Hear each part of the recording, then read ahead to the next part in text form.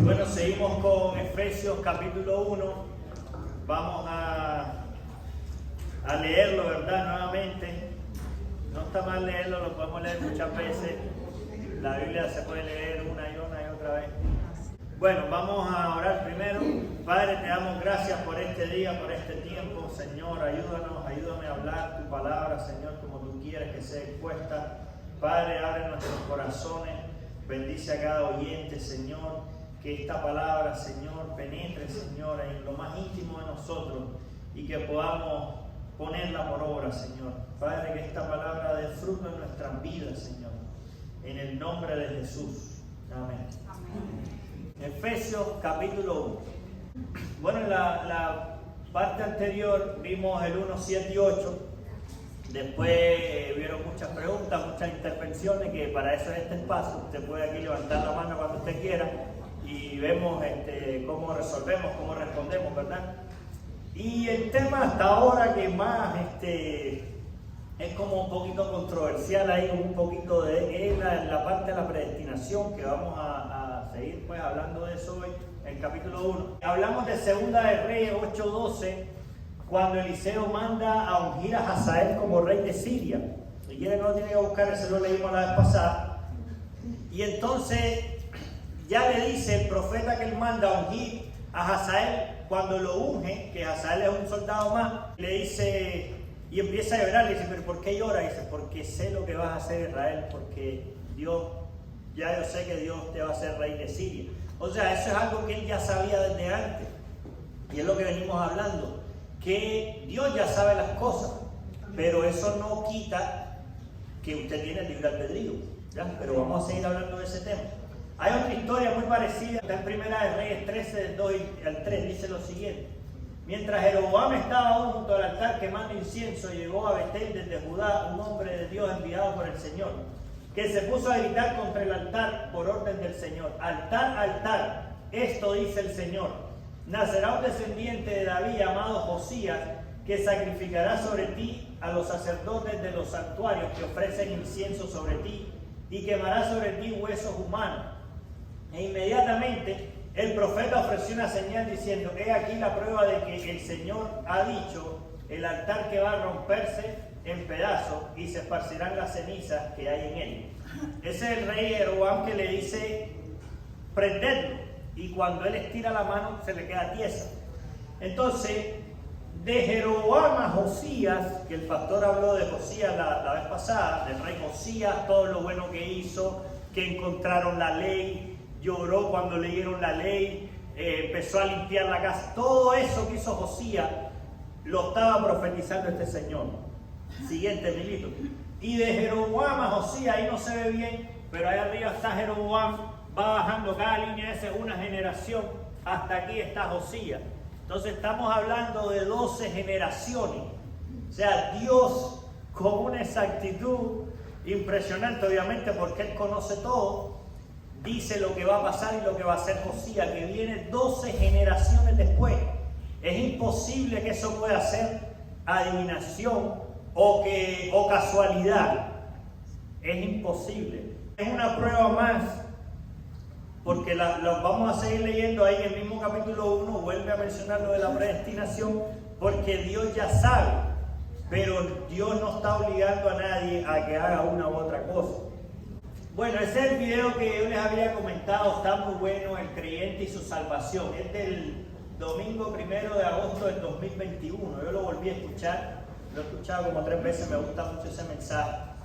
El problema que pasa aquí en Estados Unidos es que viene gente de otros países que ya tiene tiempo en sus países y ya han sido formados en una doctrina o en otra. Entonces, hay que tocar el tema de la predestinación, que enseguida te manda a que si la salvación se pierde o no se pierde. El pastor pues muy sinceramente dijo, o sea, voy a poner mi punto de vista, pero no quiero decirle que usted piense lo que usted quiera, ¿verdad? Y él expuso bíblicamente y dijo muy sinceramente que es un debate que lleva 400 años. El problema es que es bueno tocarlo, hablarlo, mencionar los pasajes, porque hay gente que llega nueva. No es lo normal aquí en Estados Unidos, pero bueno, hay gente también nueva que crece dentro de la iglesia. Entonces, si estas cosas no se hablan, la gente después escucha un video por ahí de YouTube, de quién sabe quién, y entonces ya se pone a escuchar otras cosas porque en su casa no le explicaron o no le dijeron. Yo tengo un caso muy de cerca, no en este punto de que si la salvación se pierde o no, pero una persona que llegó a la iglesia de cero, le hablábamos de Dios, fue jefe mío en un trabajo y él me tenía un aprecio impresionante. La cosa es que al poco tiempo de él estar en la iglesia, él empezó a hacer unas preguntas así como media no normales, ¿no? ¿Verdad? Me dice, pero Dios dice que él hizo un pacto perfecto. Y es cierto, la Biblia y tenía sus versículos y todo. La cosa es que ahí empezó a los pastores a hacerle ciertas preguntas y empezó a estar metiéndose donde yo no creo que debió haberse metido, y entonces terminó yéndose por la línea del judaísmo. Si él hubiera sido más paciente, digámoslo así, hubiera crecido al ritmo normal en la iglesia que Dios lo puso, posiblemente hoy tal vez estaría ahí, fuera un gran líder, pero se metió en esa línea, se puso a escuchar por allá y se fue para otro lado. Entonces, la Biblia habla de la predestinación, hay que hablarlo, ¿verdad? Pero yo no estoy diciendo que nos vamos por una o por otra, sino que está ahí y hay que hablarlo, y las personas que están creciendo en la iglesia, es bueno que si tienen preguntas las hagan aquí en la iglesia. Bueno, eso es este tema. Siguiente, Emily. Bueno, en el 1.9 de Efesios, dice, Él nos dio a conocer el ministerio de su voluntad según su beneplácito, el cual se había propuesto en sí mismo.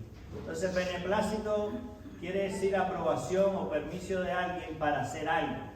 O sea, según su beneplácito, de Dios mismo.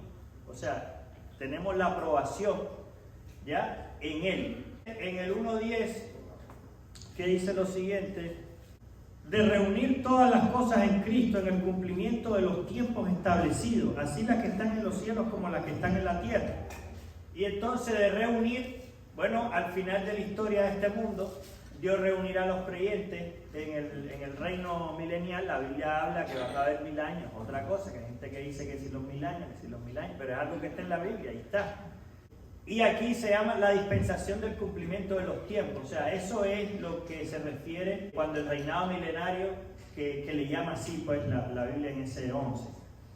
Y en Apocalipsis 21.1 dice, entonces vi los cielos nuevos y una tierra nueva, porque el primer cielo y la primera tierra había pasado y el mar ya no existía más. Estas son dos palabras que de lo que vamos a hablar ahorita, que es del 11 hasta el 14, salen estas dos palabras ahí que a lo mejor son las como menos usuales para entender, entonces le busqué las definiciones. Designio dice, define el designio como una idea, una intención o un propósito que es llevado a cabo a partir de la voluntad propia o ajena.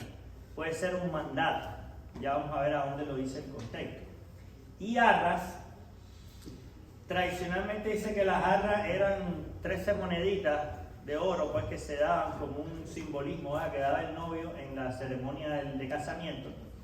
Era un contenido simbólico que responde a la compartición de los bienes materiales de la nueva sociedad, cuyo contrato se perfecciona tras la transacción. Pues ahí en eso, eso se usa, a veces lo hacen en las bodas cristianas, que dan esas moneditas, ¿verdad? Ese es Efesios del 11 al 14, y ahí están las palabras en amarillo que definimos, y lo de la predestinación ahí que sale otra vez ahí, que dice, en Él asimismo tuvimos herencia, habiendo sido predestinados conforme al propósito del que hace todas las cosas según el designio de su voluntad, a fin de que seamos para alabanza de su gloria, nosotros los que primeramente esperamos en Cristo, en Él también vosotros, habiendo oído la palabra de verdad, el evangelio de vuestra salvación, y habiendo creído en Él, fuisteis sellados con el Espíritu Santo de la promesa.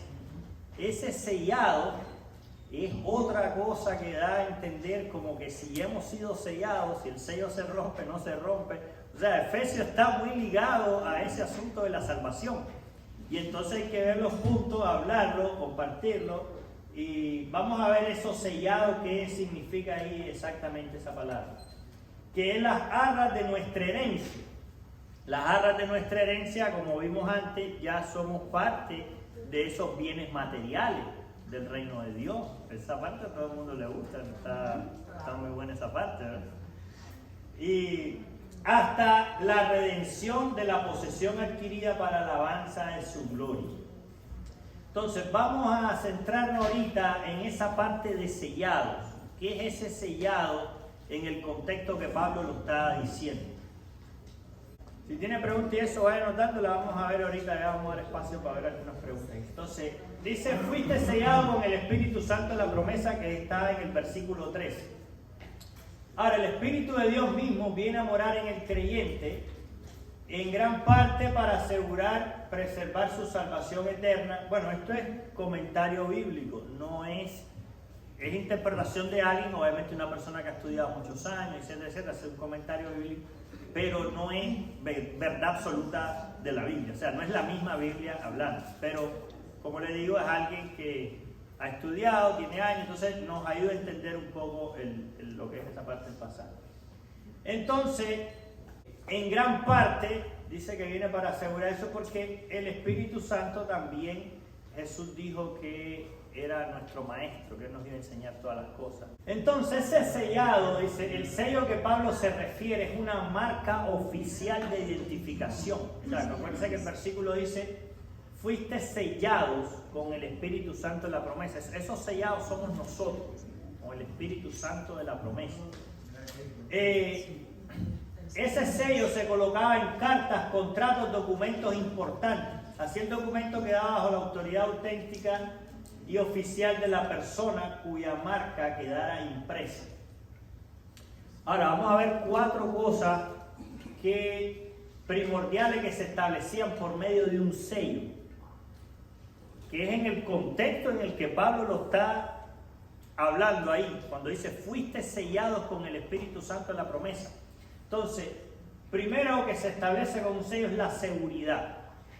Vamos a leer Daniel 6:17. Y fue traída una piedra y puesta sobre la puerta del foso, la cual selló el rey con su anillo y con el anillo de sus príncipes, para que el acuerdo acerca de Daniel no se alterase. Ok, ahí está que el rey puso el sello sobre esa piedra, la sentencia ahí que le montaron a Daniel, pero el rey puso su sello. Entonces, seguridad. ¿Qué dice Mateo 27, 62, 66? El día siguiente, que es después de la preparación, se reunieron los príncipes, sacerdotes y los fariseos ante Pilato, diciendo, Señor, nos acordamos que aquel engañador dijo, viviendo aún, después de 3 días resucitaré.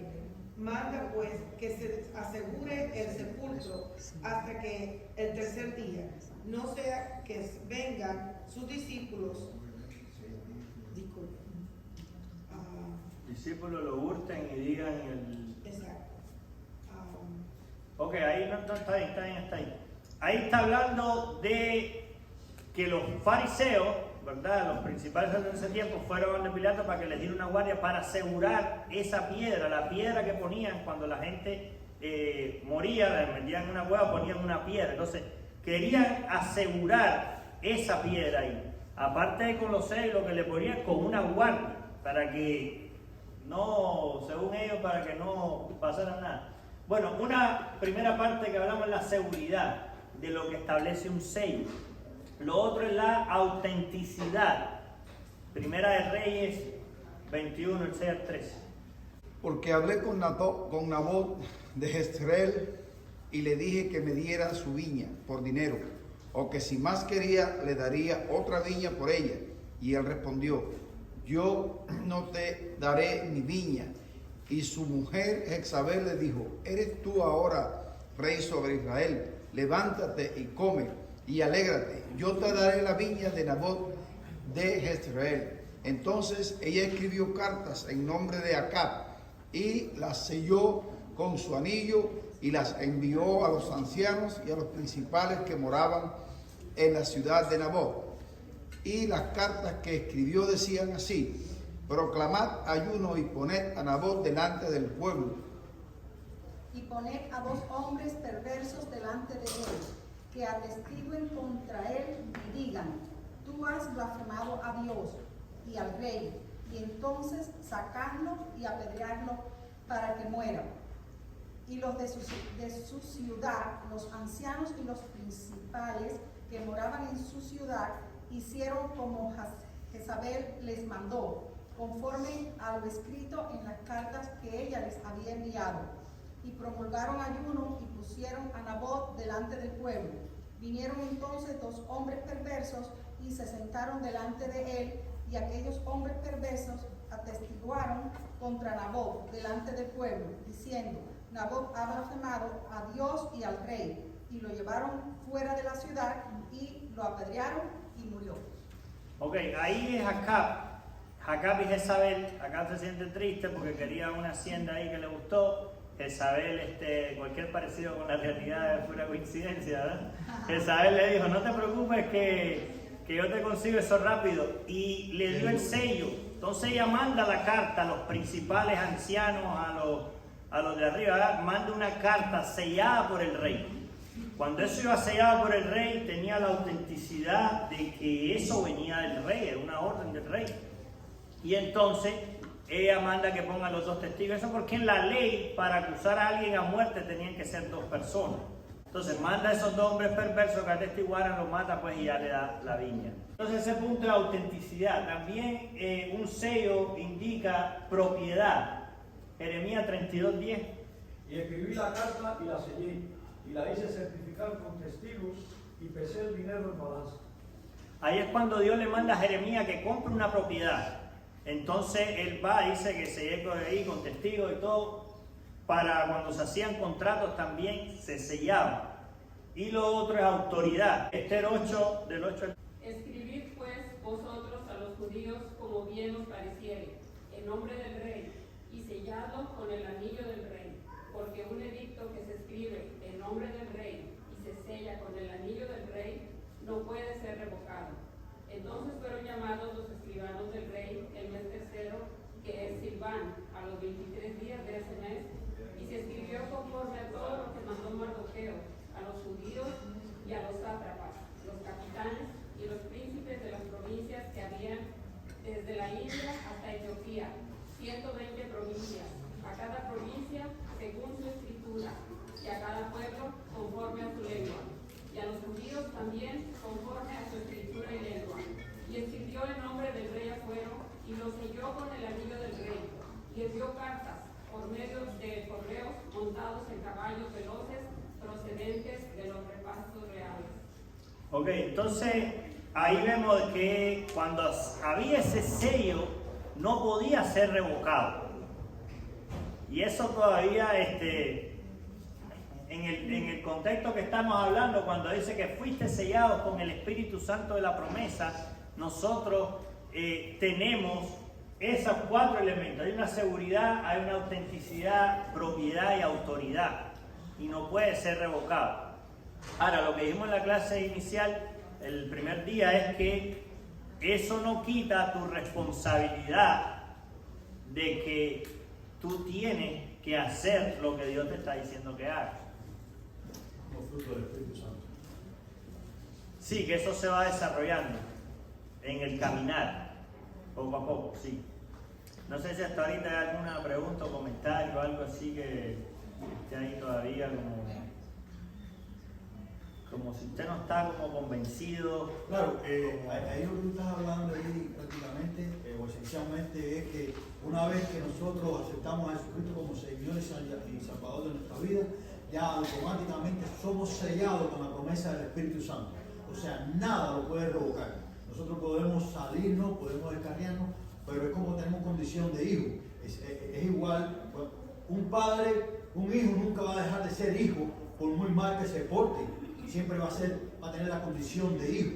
Así estamos nosotros acondicionados cuando somos sellados por el Espíritu Santo. El día que aceptamos a Jesucristo como Señor y Salvador, en ese momento ya somos sellados. Luego vienen los frutos del Espíritu Santo y la santificación de caminar en el Espíritu por ese sello que fuimos, por esa condición que fuimos. Un muy bueno el comentario que acabas de hacer. Bueno, en ese versículo 13, que casualmente lo han leído Julio las dos veces,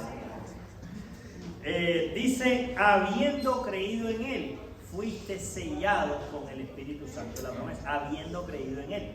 Ahora, yo te puedo preguntar, ¿vos o un padre desheredaría a un hijo o lo correría de la casa?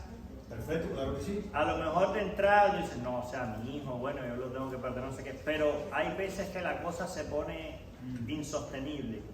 Jóvenes que se meten en droga a un punto que empiezan a robarse las cosas de la casa, a venderlas, se vuelve insostenible, le pegan a la mamá, etc. Entonces llega un momento que ya no se puede. La parábola del hijo pródigo pasó algo así. Pasa de que el hijo le dice, padre, dame la herencia. Que en otras palabras, la herencia se repartía hasta que se moría, le está diciendo que se muriera, se fue a un lugar extranjero. Para los judíos eso era algo inconcebible, porque ellos aún cuando entraban a Israel se sacudían el polvo de los pies, porque para ellos Israel era lo más grande. Entonces dice que se fue para otro lugar, desperdició todo el dinero que Dios dio muchas instrucciones sobre el dinero, etcétera, etcétera. Después se deseaba comer las algarrobas de los cerdos, o sea, ese cayó en lo más bajo. Y cuando él regresa, el padre lo recibe con todo, le da un anillo. Estamos hablando del anillo, el sello. Ese anillo, ese hijo podía hacer negocio en nombre de su padre, pues tenía un anillo, le dieron un anillo. Significaba autoridad, que venimos hablando. Pero el padre dice algo.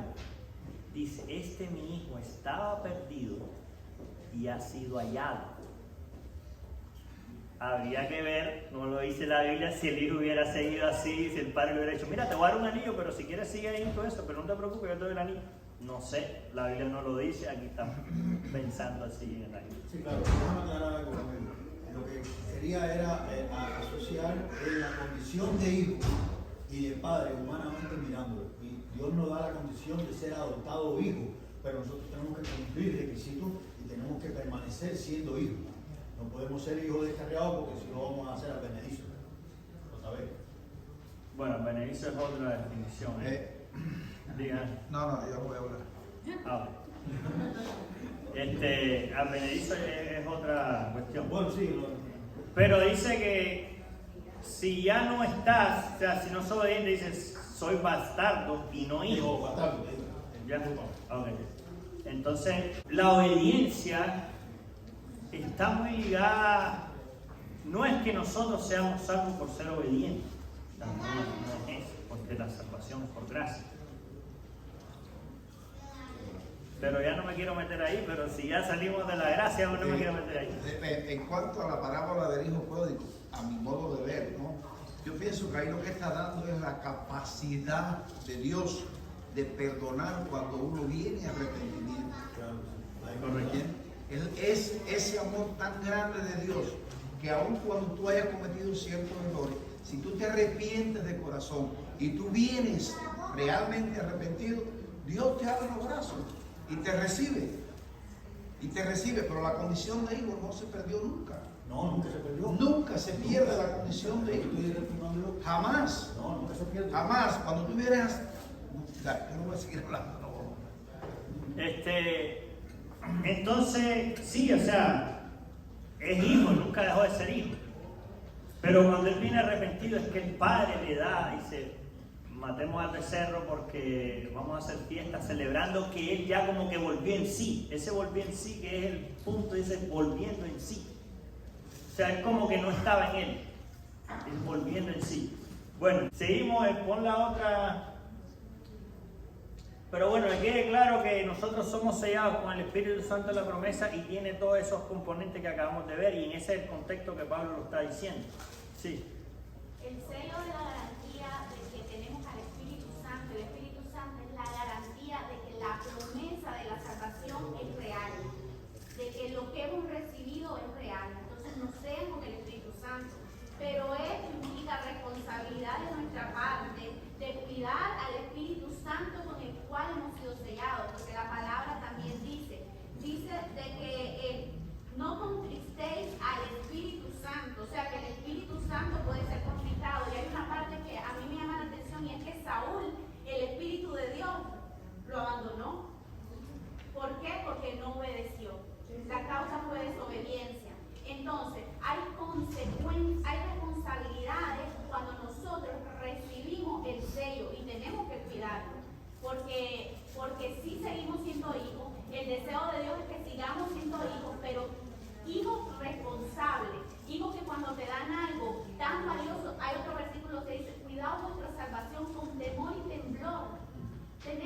descuidarla. No es como que, no, ya somos salvos y por eso yo ya tengo ganado el reino de los cielos. No, somos hijos y hemos recibido algo tan grande, tan precioso, que debe de ser cuidado. Y debemos de seguir en obediencia y eso. Claro, el plan de Dios obviamente es que Dios pueda manifestarse al mundo a través de nosotros. O sea, eso es lo que Dios quiere, ese es el ideal de Dios. Usted se pone muy alegre cuando su hijo tiene logros, y eso usted lo llena de gozo y alegría. Y usted se preocupa cuando usted mira que la cosa no camina, ¿verdad? Que dice que el hijo necio es tristeza de su madre, dice la palabra. Entonces, eso es lo que quiere Dios con nosotros, para alabanza, para que la gente diga, wow, qué Dios el que tiene fulanito, mira cómo todo, mira cómo va, cómo avanza, o sea, yo quiero eso. Ya, o sea, el ideal de Dios es ese, y ahí es donde tenemos que apuntar todo. Bueno, aquí está el versículo del 15 al 22, pues que ya terminando Efesios capítulo 1, hay varias palabras ahí que se repiten, como por ejemplo, santos, está en la primera clase, lo hablamos, los santos, el pueblo, la gente que ha recibido a Cristo, que ha estado en él. Dice el versículo 15, dice, por esta causa también yo, habiendo oído de vuestra fe en el Señor Jesús, de vuestro amor para con todos los santos, no ceso de dar gracias a vosotros, haciendo memoria de vosotros en mis oraciones, para que el Dios de nuestro Señor Jesucristo, el Padre de gloria, os dé espíritu de sabiduría y de revelación en el conocimiento de Él, que Él alumbre los ojos de vuestro entendimiento para que sepáis cuál es la esperanza a que Él os ha llamado, cuáles las riquezas de su gloria, de su herencia en los santos. Vuelve a mencionar santos, está hablando, este libro, esta carta de Efesios, gente creyente. Y cuál la extraordinaria grandeza de su poder para con nosotros los que creemos, según la acción de su fuerza poderosa. Esta fuerza operó en Cristo, resucitándolo de los muertos y sentándolo a la derecha en los lugares celestiales. Sobre todo principado y autoridad, poder y señoría, sobre todo nombre que se nombra, no solo en este siglo, sino también en el venidero. Y sometió todas las cosas debajo de sus pies y dio por cabeza sobre todas las cosas a la iglesia, la cual es su cuerpo, la plenitud de aquel que lo llena todo en todo. Eso es lo que hizo Dios, puso a la iglesia por cabeza de todas las cosas. Lo que pasa es que no hemos sido diligentes en hacer lo que Dios nos ha mandado hacer. Y nos hemos echado un poco para atrás, pero Dios ha puesto a la iglesia por cabeza de todas las cosas. O sea, el que puede sanar, a veces la iglesia está confundida, a veces la misma iglesia tiene esperanza en un político, a veces que no es ni cristiano. Y es triste porque lo que habla Dios, dice, si mi pueblo se humillara, sobre el cual mi nombre es invocado, y oraran y se volvieren de sus malos caminos, entonces yo oiré de los cielos, perdonaré sus pecados y sanaré la tierra. O sea, la tierra va a ser sanada cuando el pueblo de Dios busque al Señor, se arrepiente, dice, de sus malos caminos. Es ahí cuando Dios obra y es sanado. Otro tema súper controversial también, que bueno que hay que tocarlo, dice, cuando habla de Dios, de Cristo, que lo pone así como que Dios es Padre y Cristo. Entonces la gente dice, pero serás uno, serán dos, etcétera, ¿verdad? Yo creo que es uno. Muchos pasajes lo dicen, Jesucristo es Dios, Él vino a la tierra, resucitó, todo. Pero en el caso extremo, que démosle el beneficio de la duda, bueno, supongamos que sean dos, vamos a suponer, que no estoy diciendo que sea eso, yo no lo creo así. Da gloria al Hijo, pues se inflama de pronto su ira, no sea que perezcáis en el camino.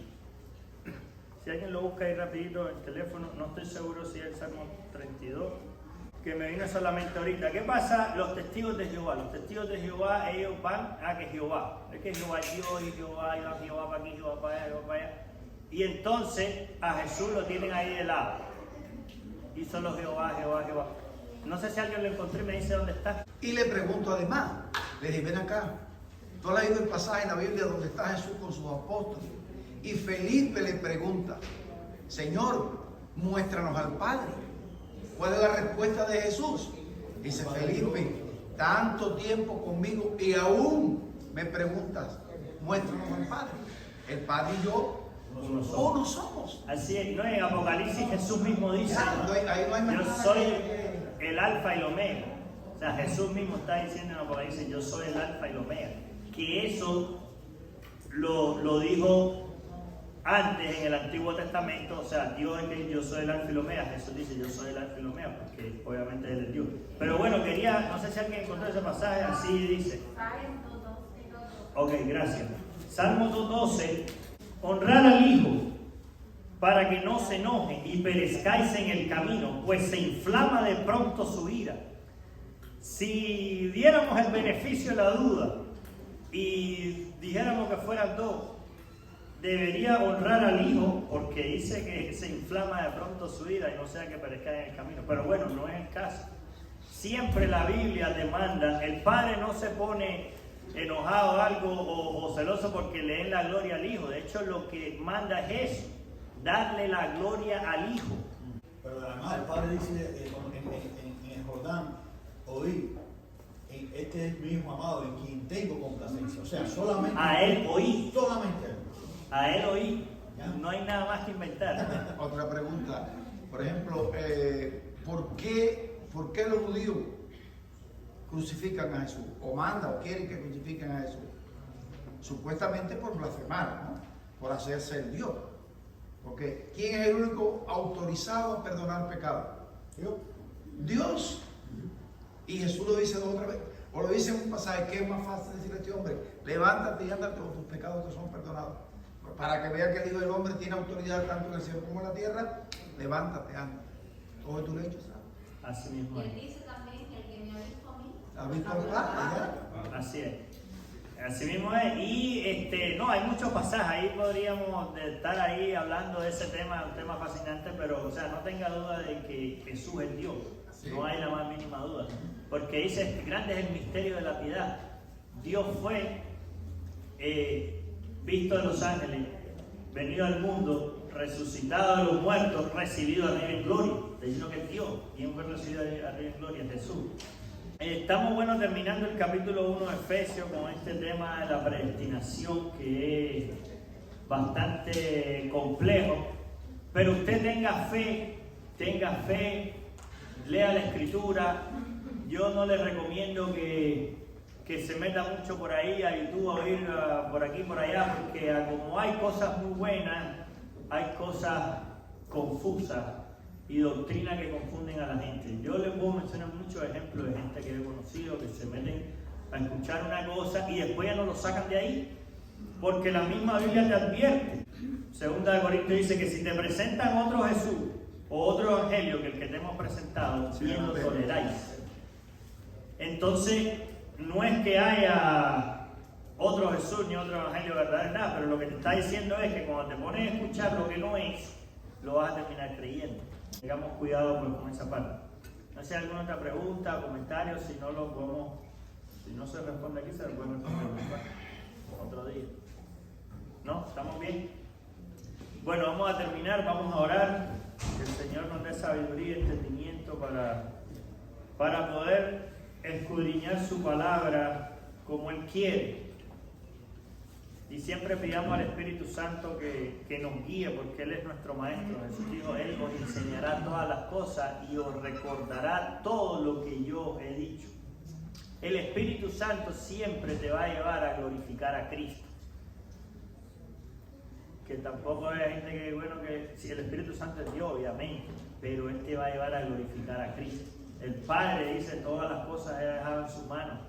Es al Hijo. Entonces, no hay que inventar otra cosa que el Espíritu te está diciendo como es.